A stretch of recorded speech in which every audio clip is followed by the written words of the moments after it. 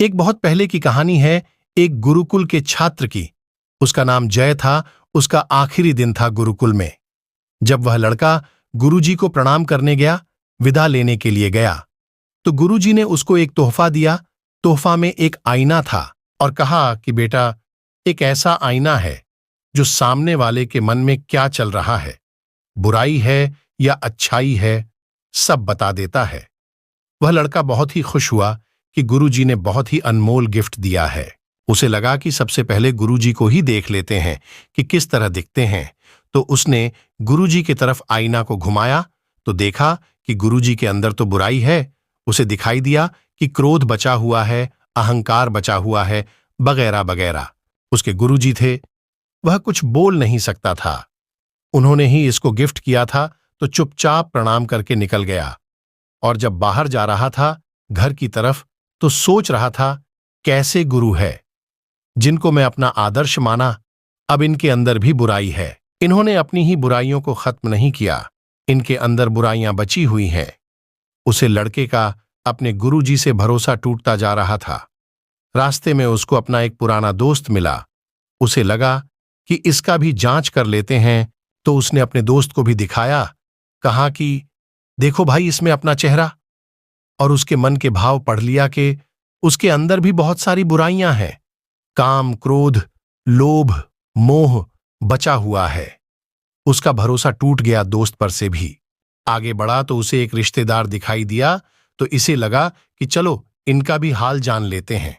उस लड़के ने उनको बोले कि मैं बड़ा कमाल का आईना लाया हूं, और इधर उधर के फायदे बोलकर उनको आईना दिखाया। उन्होंने अपना चेहरा देख तो उस लड़के ने उनका भी मन पढ़ लिया कि इनमें भी कमियां हैं और बुराइयां हैं। अब उस लड़के का भरोसा पूरी दुनिया से उठने लगा कि दोस्त में भी कमी है और मेरे गुरुजी में भी कमी है, रिश्तेदारों में भी कमी है, सब में कमी है और बुराइयां हैं। लोग बताते क्या है और अंदर से क्या है, मतलब कि दुनिया है। और वह सोच रहा था कि यह दुनिया झूठा संसार है, झूठी दुनिया है, और बहुत ही गुस्सा कर रहा था अंदर ही अंदर। अब अपने घर की तरफ आ चुका था और घर में जब अपनी गली की तरफ बढ़ रहा था, तो सोच रहा था, मेरे जो मम्मी पापा है उनमें कोई बुराइयां नहीं होगी, उनमें कोई कमी नहीं होगी, और वो बहुत अच्छे होंगे। पिताजी तो बहुत अच्छे हैं और माँ तो माँ ही है। तो गया घर में और सबसे पहले पिताजी को दिखाया वह आईना और कहा कि पिताजी, आईने में अपना चेहरा देखिए। अब उसके पिताजी में भी उसकी कमियां और बुराइयां नजर आईं।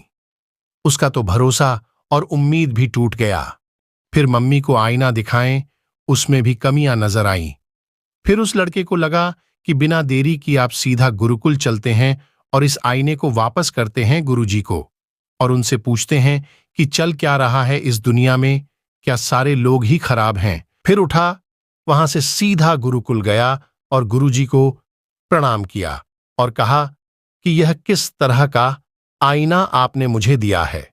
सबके भाव पता चल रहे हैं और देखो कि किस तरह दुनिया चल रही है।